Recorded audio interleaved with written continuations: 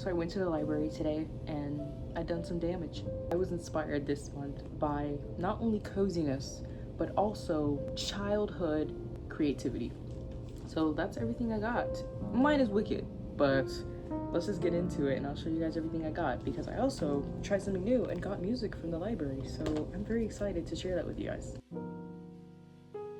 Okay, starting with music, I mentioned in my last video that something I really wanted to do was CD burning, but I don't have a CD burner. And I actually went to a thrift store today to see if I could find a CD burner.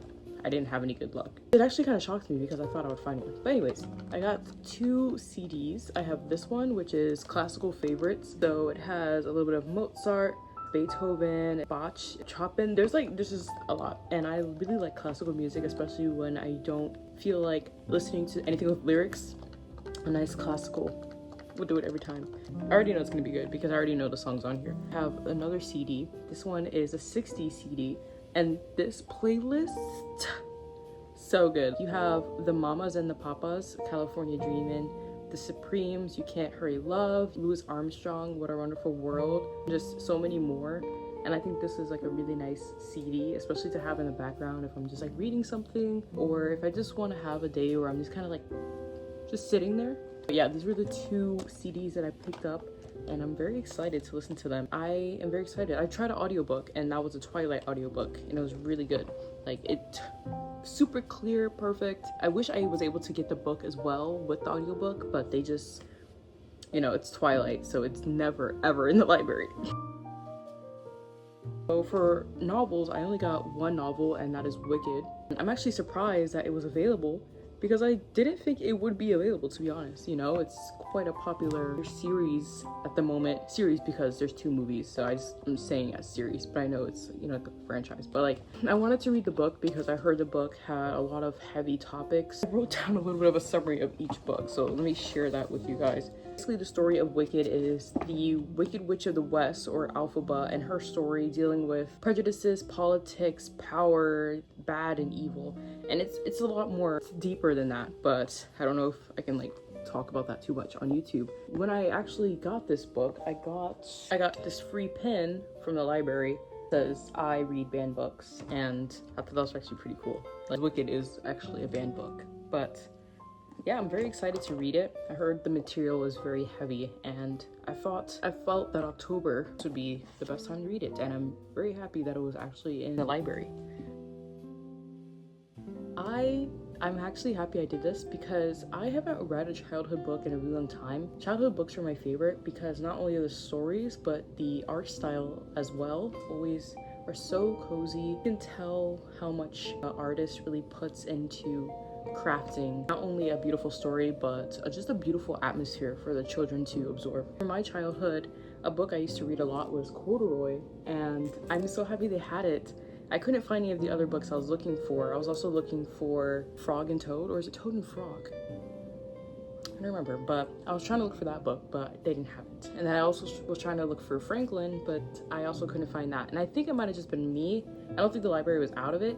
I think I just wasn't looking in the right spot, you know. But I did find Corduroy, and I'm so happy because this was literally, I used to read this book every single day. The story is very cute, it's very simple. So basically the story is about a little bear named Corduroy who lives in a department store. He loses his button on his overalls, and a little girl named Lisa wants him, but her mother questions him being a bit disheveled, you know, because he's missing a button. From this, Corduroy goes on a venture to find his missing button. He ends up getting caught by the mall security. The mall security puts him back. Lisa comes back, and well, I could give away the rest of the story, but if you're interested in reading it, you should look into it because it's generally such a cute story. It's one of those things that actually really stuck with me as a kid, and it actually made me really like Corduroy, like the fabric.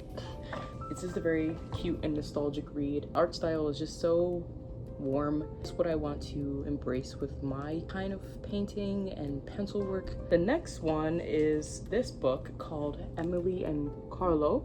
I picked up this book because not only did it have like this nostalgia feeling, but the art style, oh my goodness, so nice. Look at this.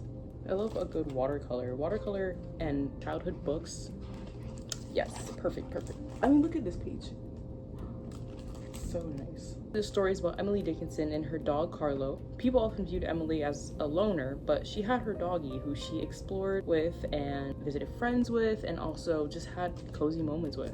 And that relates to me as well because I had my childhood dog who passed in the beginning of 2024. The story just resonates quite well because it's the story of the lifetime she had with her dog and just one day slowing down. I really love how it's illustrated and it shares the story of just a girl and her dog, because that's how it really is sometimes, just you and your dog, or just you and your pet. You know, if you have a cat, I love cats as well. So yeah, that's Emily and Carlo. The next book we have, which is also a child book, is Peach Heaven. I haven't read this book before, but I picked up this book because it just looked really nice. I looked into the actual story because it has historical background as well, so I thought that would be really cool to read. It's a Korean story, and the story is basically about a little girl named Young Suk who has dreams of being in a peach orchard, just playing and eating delicious peaches all the time. One day the sky rains peaches, leaving her with plenty of delicious fruits, and she remembers that her local farmers lost their harvest and just wants to help them with her community. As for the cultural background, in Korean mythology, peaches represent a long and healthy life and a life of peace. In 1926, there was a heavy rainfall in Pucheon, and it made a lot of the peaches fall. And obviously with the symbolism of peace and happiness and healthy life, it was taken quite well. Currently, many of the orchids that once were aren't really there anymore, but the ones that are still remain very beautiful and very abundant. So I thought that was a very sweet story. The art style, very beautiful. Can't wait to read it. And obviously these are going to be quick reads because, you know, they are kids books and they're picture heavy, but I just really wanted something that made me feel really good. And I do think that is important for adults to go back into childhood things here and there so they can not only heal their inner child, but they can also connect with their creativity as well, because children's books are heavy in illustration and storylines. So yeah, that's actually why I got it, and I'm very happy that I did. For my next category, I have cookbooks, and you guys know I love cooking, so I was very excited for this. And they're all fall themed, so it's really perfect. So the first one I have is fall baking, but I specifically got this one because I really wanted to bake more this fall. I have already a couple recipes bookmarked, if you see them up there, so I'm gonna share them with you guys. The first one I have, which I actually made pumpkin bagels maybe 2-3 weeks ago. I wasn't really the biggest fan of them, only because I didn't have the string to make them and I felt they were a little bit too unnaturally orange. But this gives a full recipe on how to actually make them. The other recipe, I was kind of going through Pinterest, and not that Pinterest recipes aren't accurate, but... And these are more of like a roll, so I thought that'd be really cool. For the next recipe, I have this creamy apple crumble pie. I really like pie. Growing up, I wasn't the biggest fan of pie, you know, because I was a kid. I like cake. But as an adult, me and pie are best friends.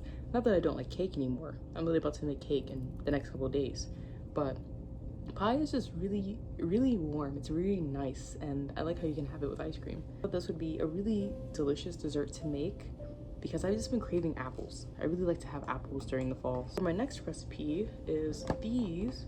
These are like little cinnamon bites, breakfast bites. And I don't think I'm actually gonna have them for breakfast because I don't really like having sweet foods in the morning.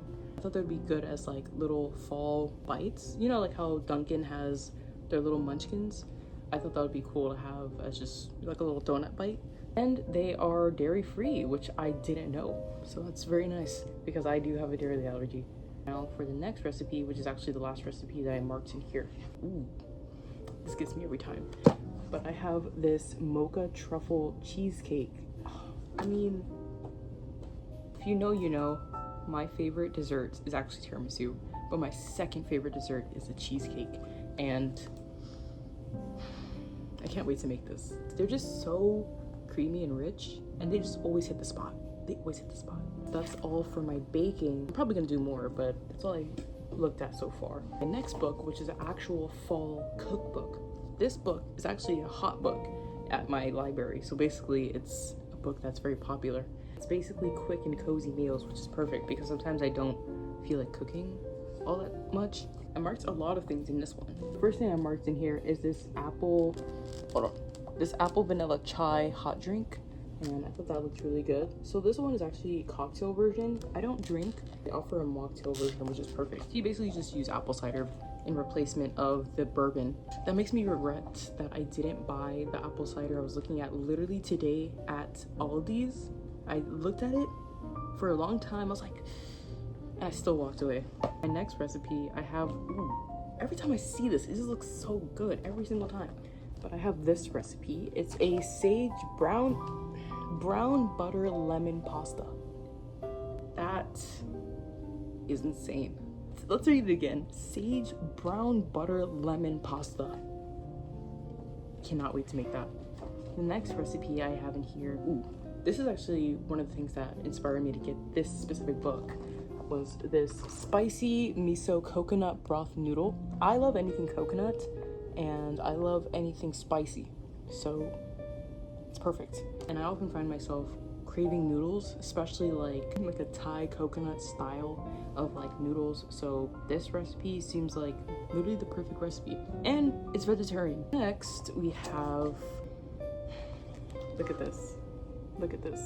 It's a beef roast. Let me flip the page. It's a cider braised beef brisket. Look at the carrots over here. That is stunning. I default put it with mashed potatoes, but I feel like I should try something different and put it with like rice. I can just do both. Why limit myself? My next recipe in here, I have desserts. It's better than I remember. Look at this. Oh my goodness, another coconut item. A brown butter coconut chocolate chip cookie. This is definitely amazing. I don't even, why do I keep doing that? I literally was at Aldi's looking at semi-sweet chocolate chip chunks as well. Still didn't buy them. Mind you, I bought all the ingredients to make cookies, but I didn't buy the chocolate chips. It's a crazy world. It's a crazy world. I also have another cookie. This one is a chewy pumpkin cookie, and it looks like it has like a nice spice to it. It might have like a chai base or something similar, but I am very excited to try this because yeah. I just love cooking and baking during the fall because it's just so cozy, it's so warm, it's so inviting, and then when you have like the overall mood, and it's just, fall really is a good month. And yeah, I really wanted to share my library spread with you guys for October because I absolutely loved it, and I feel like I really took my time in the library today, especially with picking music for the first time and connecting with childhood books. That was everything, and I hope you guys liked it. It inspired you to try either getting a library card for one, or going to your local library with a library card you already have and trying out music, or you know, going back to your childhood and getting a childhood book, or you know, using a cooking book, anything of the sort. Please let me know, and I'll see you guys in my next video, which will probably be very soon because I have so many videos that I already have planned. And yeah, thanks for watching, and I'll see you in my next one.